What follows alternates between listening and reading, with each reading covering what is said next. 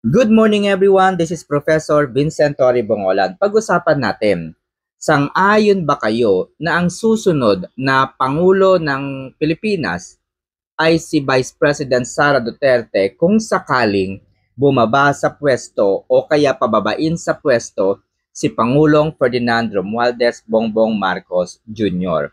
Mga kaibigan, it's very obvious. Napakarami na pong violation at talaga namang mahihirapan po ang Pangulo na lusutan ang mga anomalya na kanyang kinakaharap. Bakit? Sapagkat ang problema po sa DPWH, no? Ang problema po sa mga flood control projects ay hanggang ngayon hindi po nila nasusolusyonan. Ang mga nakukulong, mga hindi kilalang tao. Ang mga nakukulong, wala pong direct connection, ibig sabihin, wala pong karapatan na makakuha o makita man lamang kung magkano nga ba ang pondo na nakalaan sa isang proyekto. Paano nga ba mapapalabas ang pondo na nakalaan sa isang proyekto o flood control projects? Sila po ay mga kontraktor, mga outsiders sa gobyerno, mga kaibigan. Sila po ay nagsusumiti lamang ng kanilang mga proposal para sa mga proyekto ng DPWH. Kung hindi po sila pipiliin ng mga kawani ng DPWH, hindi po sila makakakuha ng proyekto. At kung sakali pong makuha nila ang proyekto sa DPWH, ay wala pa rin po silang access. Wala po silang karapatan na manghingi ng pondo, busisihin ng pondo o kaya tingnan po ang pera. Wala po silang kakayahang pumirma at mag-release o mag-request man lamang ng pondo sa Department of Budget and Management. Ito po ay katungkulan ng mga nasa opisina po ng DPWH. At syempre, pirmado po ito ng ilan sa mga matataas na opisyal ng pamahalaan. Hindi lamang po yan, mga kaibigan, ang problema. Wala po talagang magiging resulta ang investigasyon na ginagawa o isinasagawa ng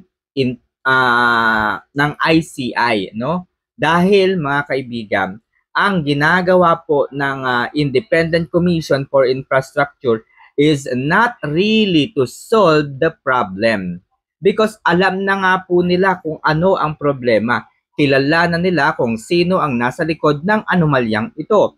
Malinaw po ang sinabi ni Mayor Benjamin Magalong nang siya ay bumaba at mag-resign sa kanyang posisyon bilang special advisor ng infrastructure project na ito. Ang sabi po niya, naghahanap kayo ng ebidensya, meron kayong ebidensya, alam nyo yan, nasa inyo ang ebidensya. Ibig sabihin mga kaibigan, kung talagang nais ng gobyernong ito na panagutin ang mga tao sa likod ng anomalyang ito, nasa kanila ang lahat ng ebidensya. Ang problema mga kaibigan, dahil damay ang Pangulo dito, kaya gumagawa sila ng paraan nang sa gayon ang CC ay mailipat sa ibang tao.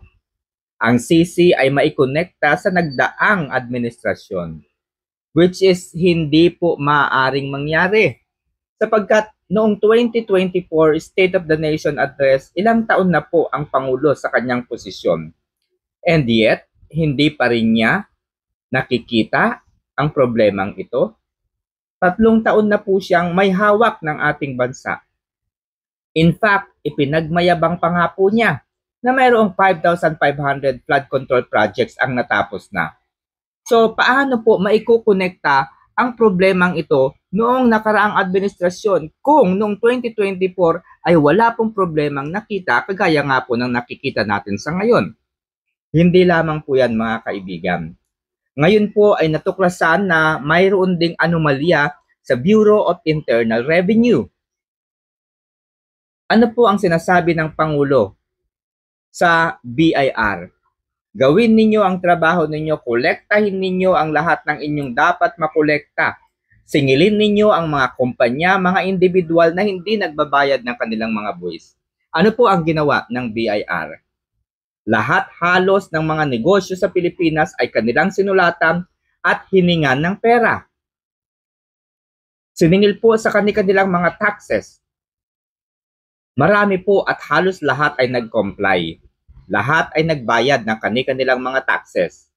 Kaya bago po mag-resign ang kawani ng Bureau of Internal Revenue, ay pinasalamatan nila ito dahil nakakota ito. Nagawa nito yung target na collection. Lumampas pa nga. Pero hindi po yun dapat ikapagpasalamat. Bakit? Sapagkat sa lahat po ng mga taxes na nakolekta po ng BIR, only 30% ang napupunta sa ating bayan. Ang 70% ay napupunta sa kanilang mga bulsa. Yan po ay malinaw na isinabi po ni Senator J.B. Ejercito. Sabi po ni J.B. Ejercito, nakakolekta nga po ang BIR ng sapat na pera. Nasingil po yung mga kumpanya na hindi nagbabayad ng kanilang mga buwis, mga taxes. Dahil sa bisa ng letter of authority, na ang ibig sabihin, lahat ng mga kawani ng BIR ay binibigyan ng karapatan at kapangyarihan na suriin ang finances, ang mga records, reports po ng mga kumpanya at ng mga taxpayers upang malaman nila kung ang mga ito ay hindi nagbabayad. Kung hindi nagbabayad mga kaibigan ay kinakailangang singilin. Pati nga po ang mga vloggers ay pinagtangkaan po nilang singilin sa kanilang mga platform, which is hindi po nararapat at hindi po naaayon. So dahil po sa ginawang ito ng BIR, dapat ay thankful tayo. Dapat ay nagpapasalamat tayo sapagkat nakolekta po nila ang pera na para dapat sa bayan. Pero ang nangyari, 30% lamang po ang kanilang inire-remit sa ating pamahalaan. The other 70% ay napupunta kasi sa kanilang mga pocket o bulsa. Yan po ang bagong anomalya. Pangatlong anomalya sa Department of Agriculture na kung saan ay nadawit na rin po ang First Lady. Kaya nga, imposible na hindi totoo ang sinasabi ni Congressman Saldico. Bakit? Kasi umamin man o hindi, si Congressman Saldico, wasak na ang kanyang imahe, sira na ang kanyang buhay at maaaring mangyari po kapag bumalik siya rito sa Pilipinas, something might happen to him.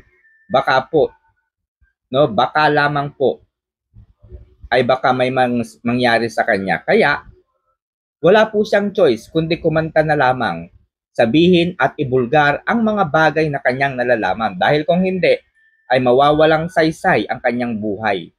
Mawawalang saysay ang kanyang pagiging pugante. Dahil sumuko man siya, bumalik man siya sa Pilipinas ng malaya o hindi, dahil sa kanyang mga kasalanan, ay ipakukulong pa rin po siya ng administrasyong ito. Kaya dapat po natin siyang paniwalaan. Kasi nasa dead end na po siya eh. Yung buhay niya ay nandito na eh. Wasak na, sira na. Siya na po ang pinagbibintangan ng lahat ng kahit sino. Lalo na ang administrasyong ito. Tapos hindi pa siya magsasalita. Hindi pa niya ilalabas ang katotohanan. Very obvious na sangkot po dito si Martin Romualdez at si Pangulong Marcos Jr. Diba? So, eto na mga kaibigan. Sa dami po ng mga kasalanan ni BBM, agree o pabor ba kayo na ang humalili sa kanya sa pagkapangulo ay walang iba kundi si Vice President Sara Duterte? Ayaw man natin o hindi, tutol man tayo o hindi, kahit ang mga dilawan, kahit ang pro-BBM ay hindi po mananaig dahil ang nakasaad sa konstitusyon, kapag ang Pangulo ay bumaba sa kanyang pwesto, tinanggal sa kanyang pwesto, pinatalsik sa kanyang pwesto o kaya naman ay naging incapacitated na mamuno o talagang nawalan po siya ng kapangyarihan, kakayahang mamuno sa ating bansa dahil sa pagkabangag at pagkalulong sa droga, so na naging dahilan o magiging dahilan ng kanyang pagbaba sa pwesto. Ayon sa konstitusyon, tanging ang Vice Presidente ang susunod sa kanya. Wala po tayong choice sa bagay na yan. Wala pong kasalanan si VP Sara. Kaya kung titignan po natin ang konstitusyon, si VP Sara ay karapat-dapat. Alam nyo kasi mga kaibigan, kahit ano po ang gustuhin po natin, kahit ayaw man po natin kay BP Sara na humalili, no, kung sakaling bumaba si PBBM, konstitusyon po ang nagdidikta at nagsasabi na si BP Sara ang susunod na magiging Pangulo. Yan po ay malinaw na nakasaad sa konstitusyon. Kaya pansinin ninyo, ang sinisigaw ng mga dilawan o pinklawan, dalawa dapat sila mag-resign. Nang sa gayon ay pwede nilang ipalit kung sino ang gusto nilang maging Pangulo. Siyempre, kung ang Pangulo ang pag-uusapan, kung dalawa pong nag-resign si BBM at si BP Sara, ang susunod na magiging Pangulo ay walang iba kundi si Senate President. Siya po ang magiging presidente. At ang Vice Presidente ang House Speaker. Ngayon po, pagdating po ng 2028, ay maaaring tumakbo sa pagkapangulo si Riza Hontiveros, si Laila de Lima o kaya si Leni Robredo. Yan po ang pangarap ng mga dilawan at mga pinklawan. Pero kung ako po ang tatanungin, syempre doon tayo sa nakasulat sa ating saligang batas. Dahil ang isasabihin ko rito, bakit ninyo pinagre-resign si BP Sara? Gayong wala naman tayong nakikitang pagkakamali na kanyang ginawa. So yun lamang, maraming salamat.